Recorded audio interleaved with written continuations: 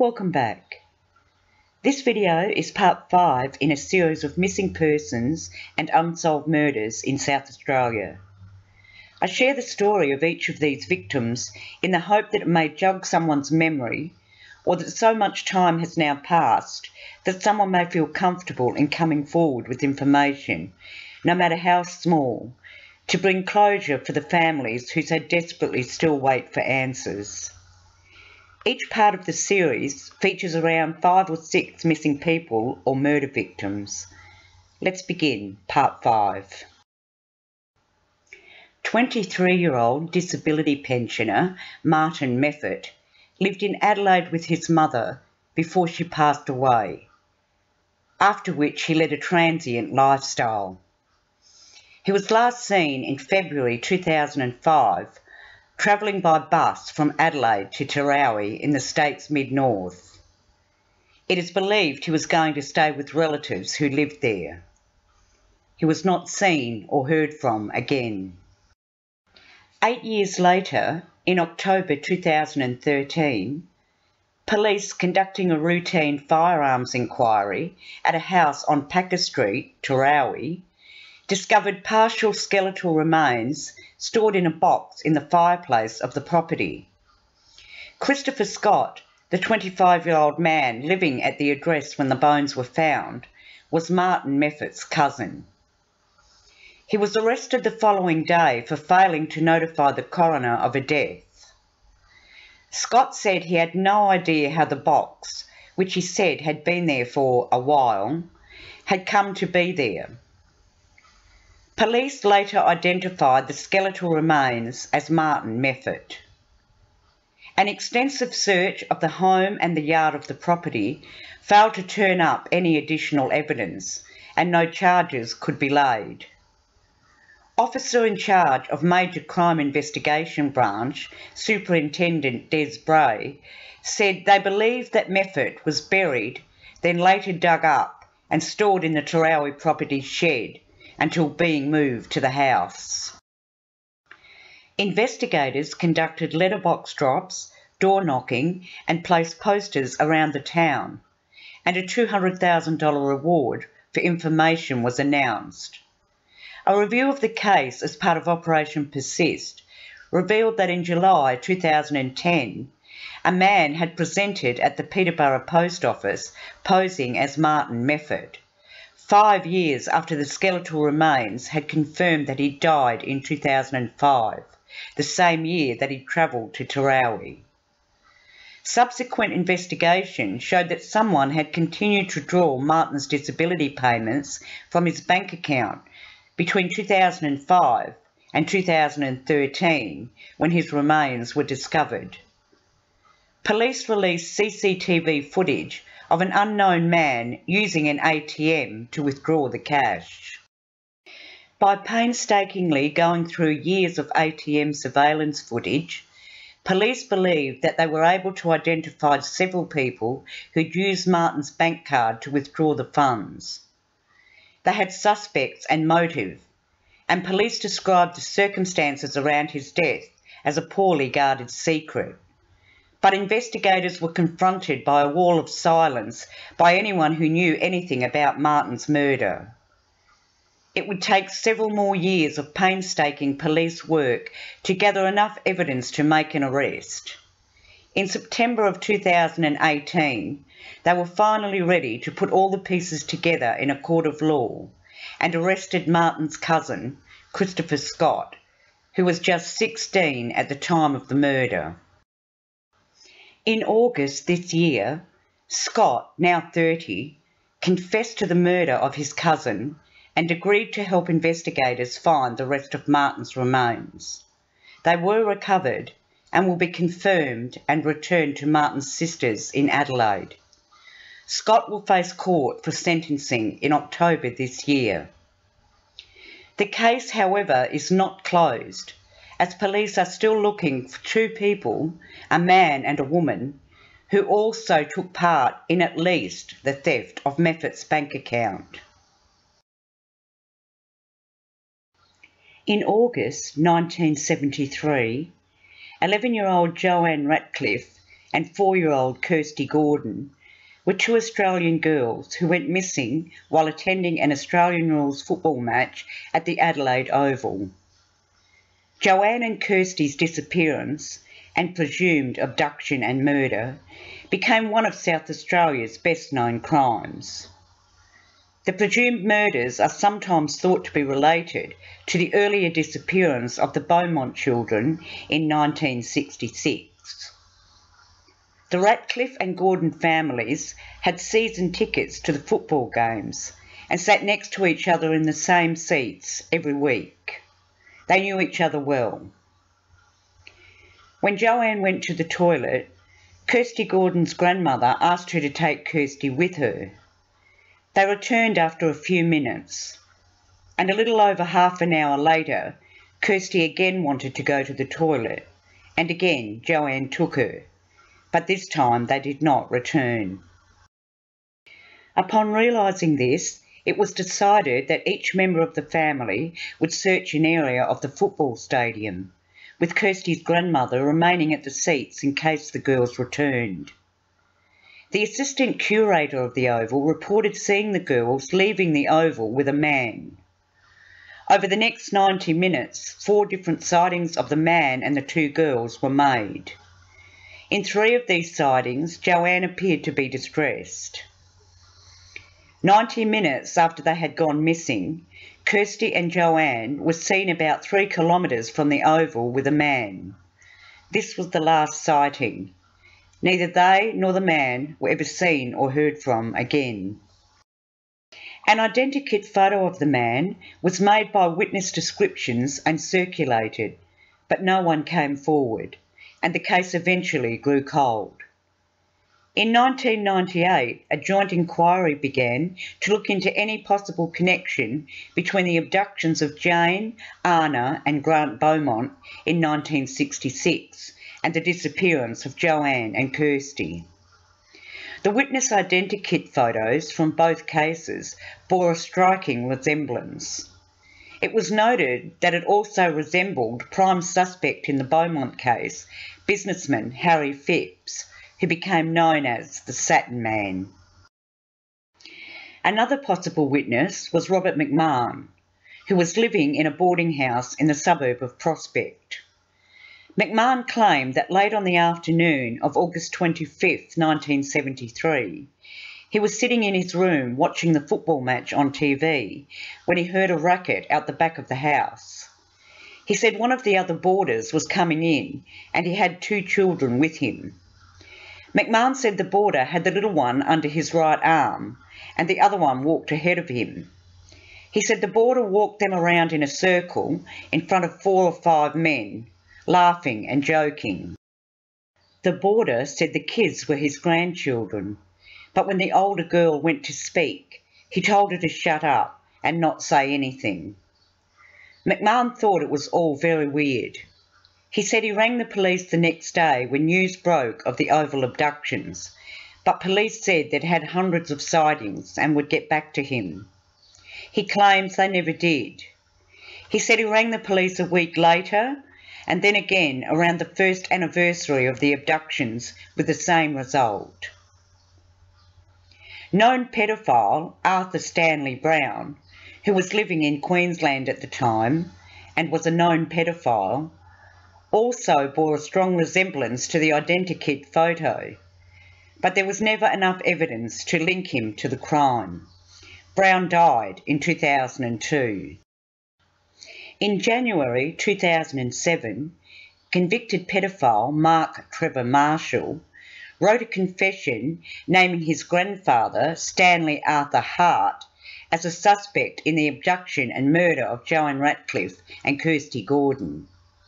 He named Pekina Dam near Orroroo and the Yatna farmhouse as sites of interest in the murder of the girls and provided various hand-drawn maps in the confession.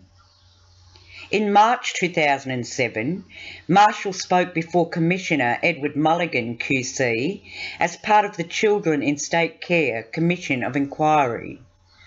Later that year, Marshall's handwritten confession and maps were removed from the state archives and copies were distributed to a number of parties, including the Advertiser newspaper. A year later, in December 2008, major crime detectives, led by private investigators who had been given the documents, searched Hart's farmhouse at Yatina in the state's far north, as well as the Pekina Dam on the same property, and removed a number of items. A month later, in January 2009, the private detectives returned to Pekina Dam and uncovered 2 barrels hidden in a sealed tunnel of the dam wall, where Marshall had suggested the bodies of the girls were disposed of.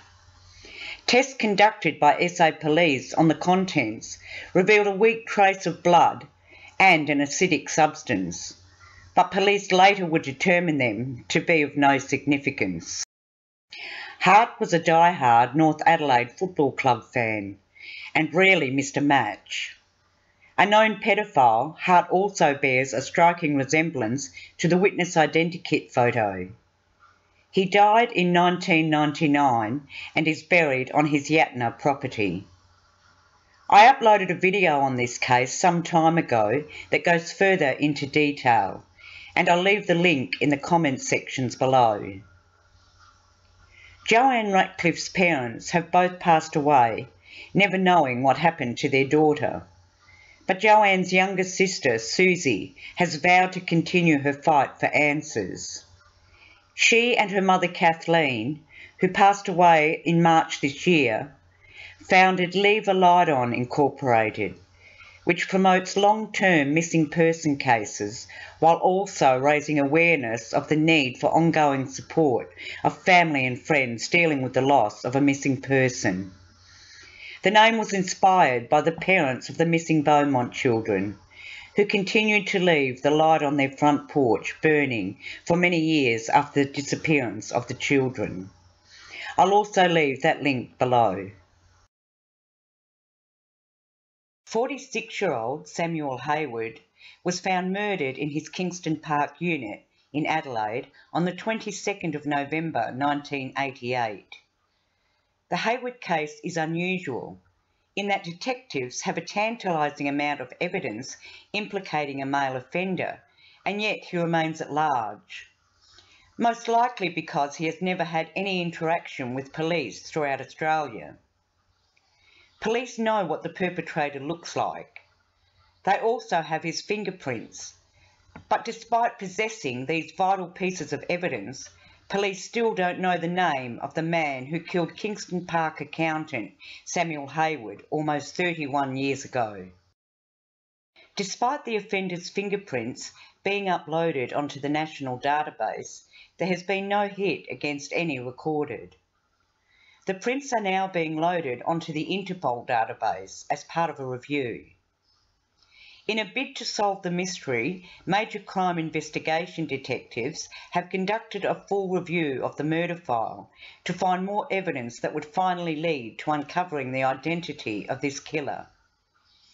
The review has yielded several leads, but the best chance lies with the retesting of key exhibits using advanced techniques to extract a DNA profile from blood of the offender found at the scene. Case Officer Detective Brevet Sergeant Shane Zabilla described the case as frustrating. He says, if this type of crime were to happen today, with the technology we have and the resources available, the likelihood of solving it rapidly would be quite good. Hayward was found dead in his Cygnet Terrace unit by his mother and sister after he failed to turn up for work. He had been severely bashed with a dumbbell, which was found next to the body, and then strangled with an electrical cord. Based on the available evidence, detectives believe that he knew his killer and had most likely spent the previous few days with him. Several friends suspected that Mr. Hayward was gay, although he was not openly so. Inquiries have revealed that he had lunch with his attacker at McLaren Vale on Saturday, November 19th. There was also a sighting of him walking on the beach at Kingston Park the same day.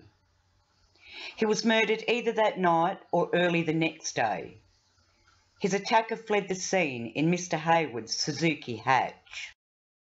He travelled through Victoria and up the east coast of New South Wales, all the time using his victims' 2 credit cards to purchase petrol and clothes, pay for accommodation and withdraw cash.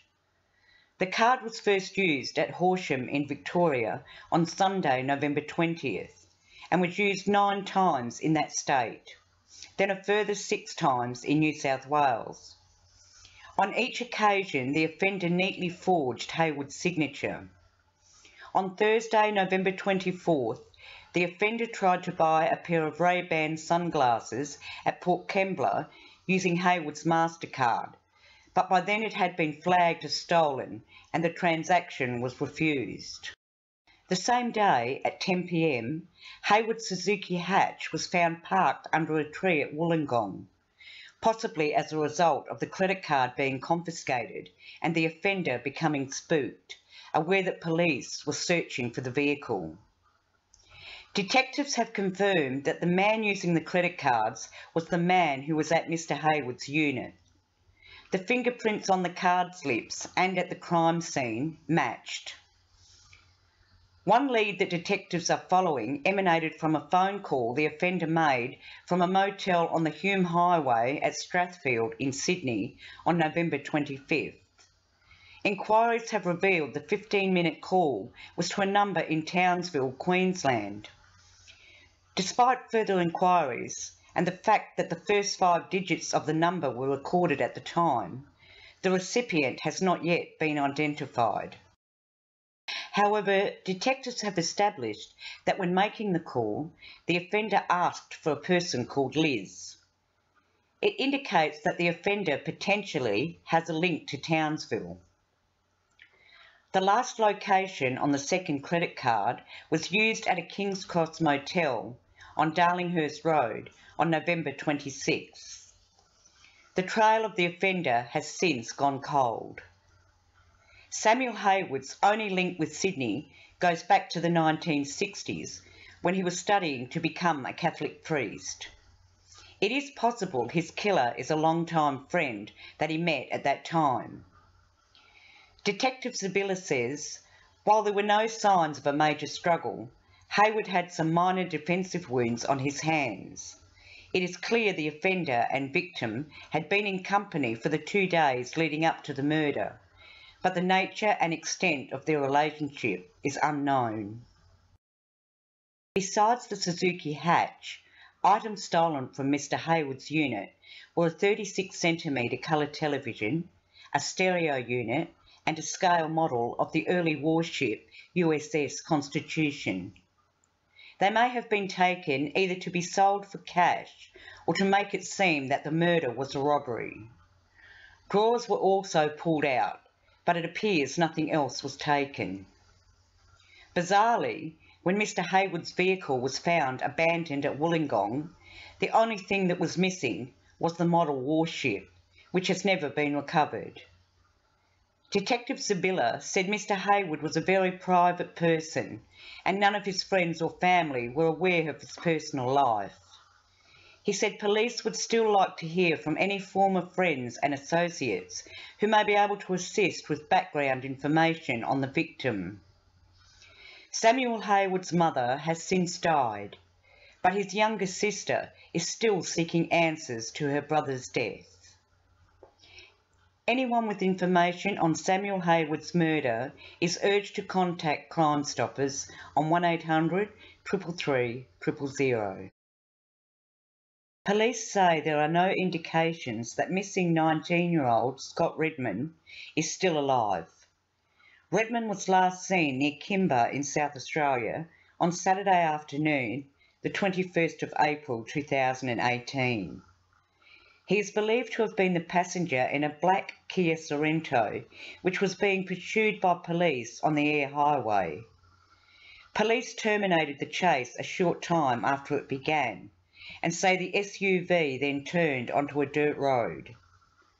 The alleged driver, 20-year-old Damien Kennedy, was arrested 2 days later in Whyalla, and police believe he hitchhiked there from the Middleback Range.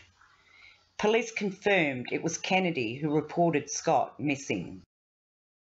On Wednesday, April 25th, police carried out searches in the area and found the SUV at a spot known as Secret Rocks, about 40 kilometres east of Kimber. Scott's social media accounts remain unused and his family have not heard from him since. At that time, it was thought Scott could have travelled interstate and may not necessarily want to be found. In October last year, mounted police searched the area, assisted by officers from the Major Crime Investigation Branch, Star Group and the State Tactical Response Group, but nothing was found.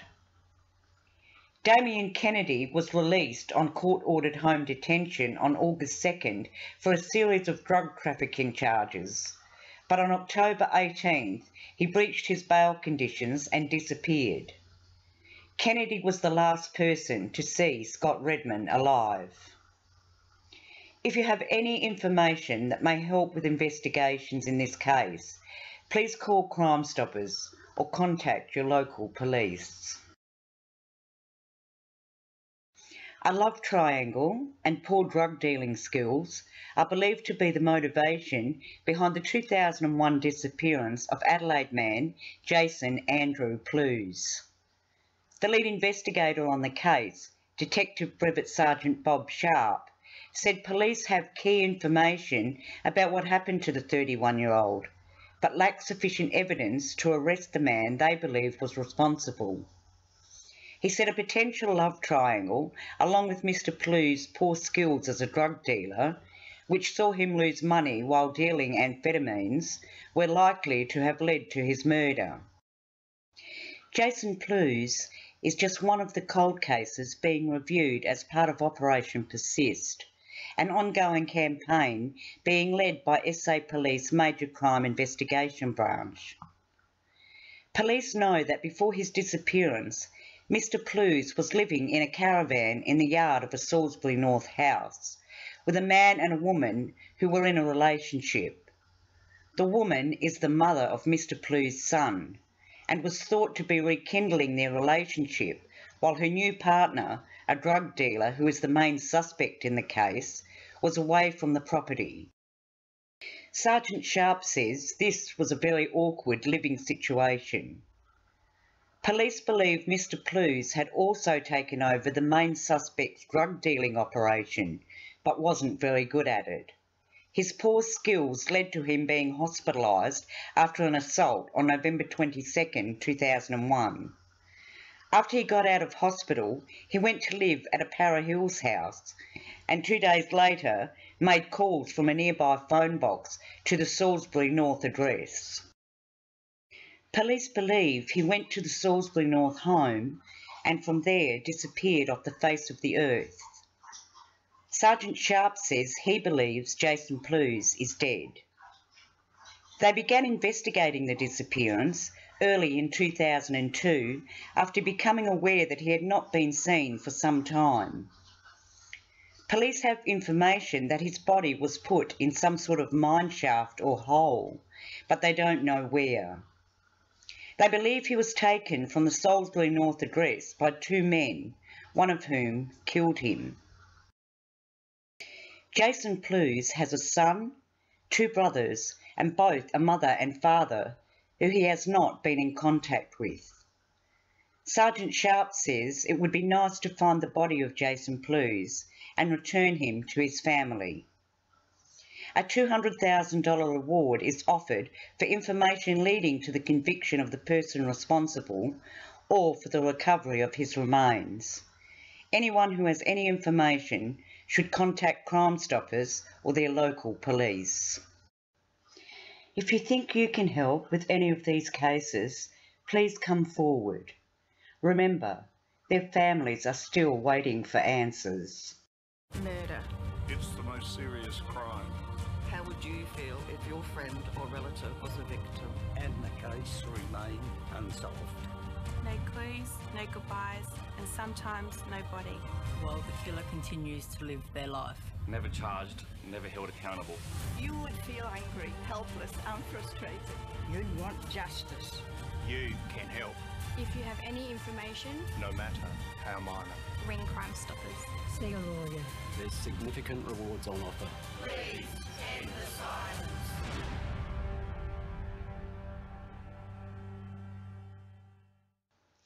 Thanks for watching, and remember to subscribe if you'd like to see more murder, mystery and mayhem. Until next time.